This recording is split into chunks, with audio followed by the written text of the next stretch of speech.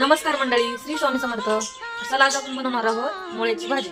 मुळा स्वच्छ धुवून घेतलंय, तर चला आता किसून घेऊ. आता हे किसून झालंय, हे बघा असं. त्याच्यात थोडंसं मीठ टाकायचं, पाणी सुटतं.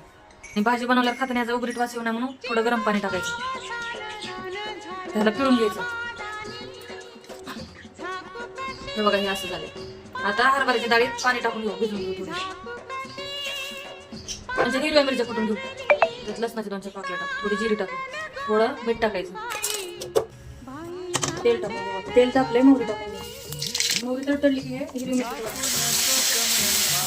थोडी हळद टाकायचं. किसलेला मोहरा टाकून घ्यायचं. आता या हरभऱ्याची डाळ टाकून घ्यायची. थोडीशी कोथिंबीर टाकू. कोथिंबीर ऑप्शनल आहे. आता ह्याला गॅस बंद करून 5 मिनिटं झाकून ठेवायचं.